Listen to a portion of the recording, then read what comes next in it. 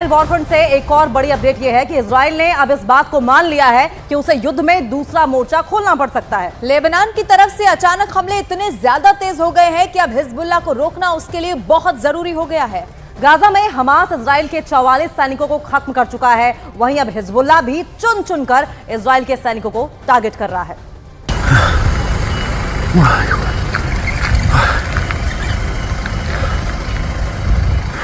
ये गाजा नहीं है, ये हमास भी नहीं है, ये है उत्तरी इजराइल। लेबनान से लगे हुए इस इलाके में जैसे जहन्नुम की आग जल रही है।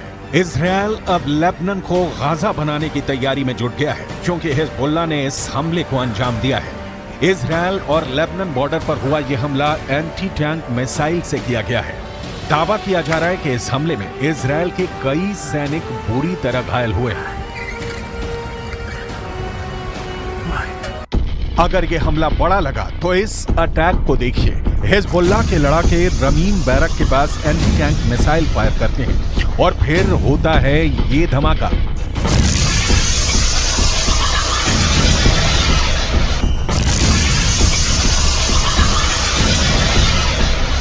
इस वक्त लेबनान और इजराइल के बॉर्डर पर ऐसा युद्ध चल रहा है कि गाजा में हो रहे हमले छोटे लगेंगे। हिजबुल्लाह ने अपनी सबसे खतरनाक स्नाइपर फोर्स उतार दी है।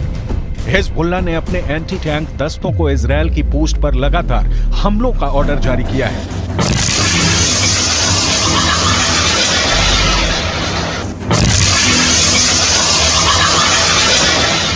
इन धमाकों ने एक बड़ी गारंटी दे दी है। इन हमलों ने साफ कर दिया है कि अब इजराइल लेबनान को माफ नहीं करेगा। इजराइल के रक्षा मंत्री की बड़ी धमकी देखिए। מה שאנחנו עושים בעזה אנחנו יודעים לעשות בביירות. מה שאנחנו עושים בעזה אנחנו יודעים לעשות בביירות. इजराइल की वार्निंग बहुत साफ है। उसने जो हाल फिलिस्तीन के गाजा का किया है, यही हाल वो लेबनान की राजधानी बेरूत का कर सकता है। यानी इजराइल ने अब जो पहले गाजा का हाल किया है, वही वो बेरूत को दूसरा गाजा बनाकर करेगा। सवाल है कि इस युद्ध में कितने गाजा बनेंगे। हिजबुल्लाह का एक और हमला देखिए। हिजबुल्लाह ने इस वक्त इजराइल की नाक में दम कर दिया है। इजराइल को दूसरा मोर्चा खोलने के लिए मजबूर कर दिया है। हिजबुल्लाह इस वक्त इजराइल के लिए सबसे बड़ी टेंशन बन चुका है क्योंकि हिजबुल्लाह ने साफ कर दिया है कि वो हमास के लिए अब कुछ भी करेगा और वो इजराइल पर हमले जारी रखेगा। شهدنا في الأيام القليلة الماضية موجة جديدة من التهديدات من نتنياهو، من جالنت، من جانيتس، من آخرين باتجاه لبنان، وسببه هو ارتفاع مستوى القلق باتجاه ما يجري في هذه الجبهة وارتقائها كما ونوعا وعمقا. طبعا نحن سنستمر في هذا الموقف، في هذا الأداء. ये लेबनान और इजराइल के बॉर्डर पर यारून इलाका है। यहाँ उठता धुआं इजराइल की बमबारी का नतीजा है। हिजबुल्लाह के अटैक के बाद इजराइल लगातार दक्षिणी लेबनान पर बमबारी कर रहा है। इसीलिए डर है कि अब इजराइल बेरूत को दूसरा गाजा बना सकता है। हिजबुल्लाह के महासचिव हसन नसरल्लाह ने अपने भाषण में ऐसी बातें कही हैं कि इससे साफ है कि इजराइल और फिलिस्तीन के बीच चल रही जंग लंबी चलेगी। खतरा है कि इसमें 10 गुना ज्यादा मौतें होंगी। टारगेट पर अब ऐसे ऐसे ठिकाने होंगे जिसके बारे में सुनकर कोई भी चौंक जाएगा। ये बात पहले से साफ है कि हिजबुल्लाह के पीछे ईरान है। ईरान से जैसे ही ऑर्डर मिलता है, हिजबुल्लाह इजराइल को टारगेट करता है। ये ईरान का ऐसा प्लान है जिसमें हिजबुल्लाह के हमलों के बाद इजराइल बुरी तरह उलझ कर रह गया है। ईरान ने अब ये साफ कर दिया है कि जो भी इस्लामिक देश अब इजराइल के खिलाफ नहीं, वो गाजा की तबाही में बराबर का साझेदार है।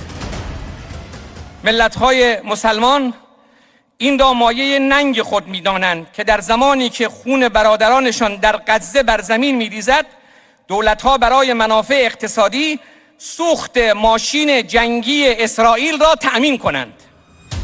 लेबनान बॉर्डर पर चल रही लड़ाई से अलग अगर गाजा पट्टी को देखा जाए तो इस वक्त वो इजराइल की बमबारी में खंडहर बनता जा रहा है। 11,000 से ज्यादा लोग मारे जा चुके हैं। इनमें 5,000 तो सिर्फ बच्चे हैं। ऐसे में इजराइल की धमकी क्या हिजबुल्लाह को डरा पाएगी? क्योंकि नेतन्याहू ने साफ कर दिया है कि युद्ध करना हिजबुल्लाह की जिंदगी की सबसे बड़ी गलती साबित होगी। תקפנו מטרות רבות של חיזבאללה, חיסלנו מחבלים רבים, ואני שב ואומר, אם חיזבאללה יבחר להיכנס למלחמה, הוא יעשה את טעות חייו. देखा जाए तो हिजबुल्लाह वो संगठन है जिसे ईरान से पूरी मदद मिलती है और ईरान हिजबुल्लाह को इजरायल के खिलाफ एक बड़े हथियार के तौर पर इस्तेमाल भी करता आया है। लेकिन इजरायल ने अगर हिजबुल्लाह का हाल हमास जैसा करने का फैसला किया तो लेबनान में वर्ष 2006 वाले युद्ध की तबाही दोहराई जा सकती है। 2006 में हिजबुल्लाह और ईरान के बीच 34 दिन तक युद्ध चला था। तब इजरायल के 121 सैनिकों को मिलाकर 160 लोग मारे गए थे, जबकि हिजबुल्लाह के 250 लड़ाकों समेत लेबनान के 1200 लोगों की मौत हुई थी। हम अपनी वीडियो लाइब्रेरी से 17 वर्ष पहले लड़े गए इस युद्ध की तस्वीरें निकाल कर लाए हैं ताकि इस बात का अंदाजा लगाया जा सके कि इजरायल फिर से लेबनान का वही हाल कर सकता है जो इस बार वो गाजा का कर रहा है। इसलिए हिजबुल्लाह को नेतन्याहू की धमकी को बहुत गंभीरता से लेना होगा, क्योंकि इजरायल अब बेरूत को दूसरा गाजा बना देगा। ये वो साफ साफ कह रहा है। 2006 का इजरायल लेबनान युद्ध संयुक्त राष्ट्र के दखल के बाद सीज फायर के साथ खत्म हुआ। इजरायल के टैंक लेबनान के अंदर घुस गए थे। तब भी इजरायल का मरकाबा टैंक सबसे खतरनाक युद्ध मशीन बनकर लेबनान पर टूट पड़ा था। हालांकि सीज फायर के बाद इजरायल को बड़ा घाटा हुआ, उसकी फौज को लेबनान से पीछे हटना पड़ा।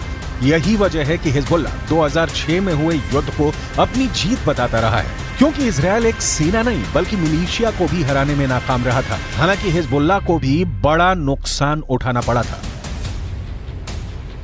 ऐसे में अगर ये जंग बढ़ी और लेबनान और इजराइल के बीच युद्ध आर पार का हुआ तो इस बार हिजबुल्लाह को बड़ा झटका लग सकता है। ऐसे में समझ लीजिए कि अगर हिजबुल्लाह को झटका लगा तो इसका असर तेहरान तक पहुंचेगा।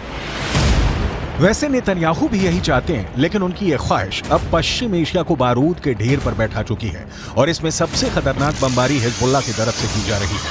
गाजा से अलग इजरायल लेबनान बॉर्डर पर जो युद्ध अब तक धीमा चल रहा था, उसमें अचानक बारूद की मात्रा बढ़ने से दुनिया में घबराहट फैलती जा रही है।